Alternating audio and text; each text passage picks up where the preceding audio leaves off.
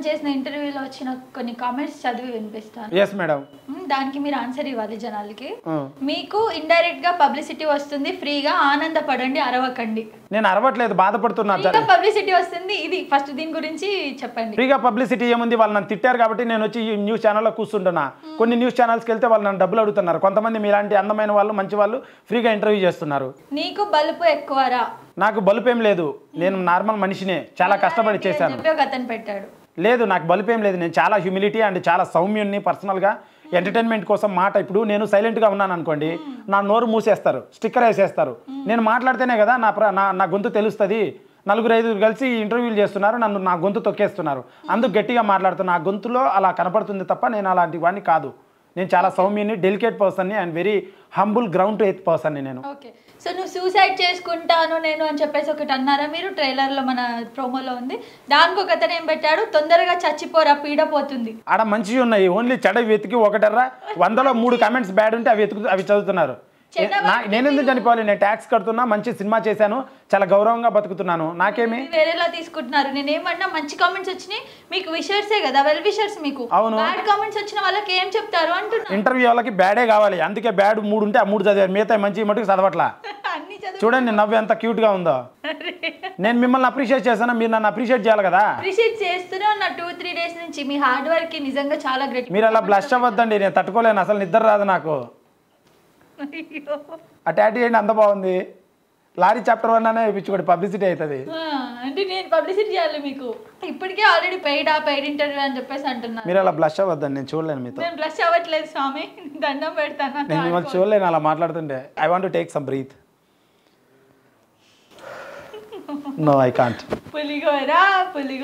పులిగోర కాదు, I can't control myself. Publicity ఇది. No, I can't control. Just second, because అందమైన అమ్మాయిలు బ్లష్ చేస్తుంటే ఎలా చూడు. మళ్ళీ మళ్ళీ ఇది ప్లాన్డ్.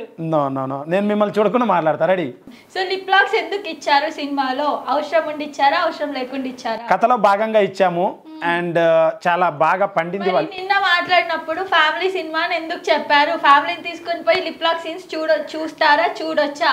అమ్మ నాన్న తల్లి లిప్ లాక్ సీన్ చూస్తే ఎలా ఉంటది చెప్పండి. వాటర్ మన కావాలా?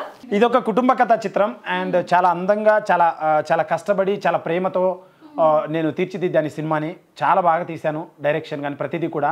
మ్యూజిక్ చాలా బాగుంది, ట్రైలర్ బాగుంది. అండ్ ఎందుకు చూడాలి అని ఆలోచిస్తే, కుటుంబ బాధ్యతలు లైక్ హీరో లారీ వేసుకొని బయటికి వెళ్తే అమ్మాయి ఇండిపెండెంట్గా అండ్ ఇండిపెండెంట్ ఉమెన్ ఎలా ఉంటుంది అనే దాన్ని కూడా కోణంలో కూడా చూసాము. నా సినిమాలో ఒక డైలాగ్ ఉంది. అబ్బాయి అంటాడు, అమ్మాయి ప్రెగ్నెంట్తో అర్ధరాత్రి నిద్రలేచి నొప్పులు పడిస్తుంటే ఒక డైలాగ్ అంటాడు, మా మగజాతి మొత్తం మీ ఆడజాతికి కాలికి సలాం కుట్టినా తప్పులేదే, మేము మొగాళ్ళం అనుకుంటాం, ఏదో బయటికి వెళ్ళి పని చేస్తామని, అంత సీన్ లేదు, మీరు పురిటప్పులు భరించి బేబీని కనడం అంత ఈజీ కాదని ఒక డైలాగ్ చెప్తాడు. సో చాలా గొప్పగా తీర్చిదిద్దాం, గొప్పగా రాసాం కథని. అండ్ మైనింగ్ సంబంధించింది, దేశ భద్రతకు సంబంధించింది, కుటుంబ కథా చిత్రం, రొమాన్స్, ఐటమ్ సాంగ్ చాలా బాగుంటాయి. నా సినిమాలో డైలాగులు చెప్పనా 2-3? లేనివి చెప్పాలా? నా బాల్స్ మీదొట్టురా, నీ బాల్స్ పగలకపోతే అంటాడు అనమాట. మాటలొద్దు మొదలెడదాం రా అంటాడు అనమాట. అమ్మాయితో రొమాంటిక్ డైలాగ్స్ ఉంటాయి, అంటే లైక్ సిచ్యువేషన్ అమ్మాయి కూడా ఉండాలి, ఇది బిగ్ థింగ్, ఆ డైలాగ్ వద్దులే. సో అట్లా చాలా మంచి గొప్ప మాస్ డైలాగ్స్ ఉన్నాయి. నా బండికి నేషనల్ పర్మిట్ రా, Andhra Karnataka east west north south అనేది ఉండదు, ఎక్కి తొక్కి పడేయడమే అన్నట్టు కొంచెం ఒక మాస్ డైలాగ్స్ ఉంటాయి, చాలా బాగుంటాయి. ఒక పెద్ద సినిమా లాగా చాలా బాగా తీసాము. అండ్ ఈ సినిమా కోసం లారీ కొన్నాం మేడం, లారీ నేను.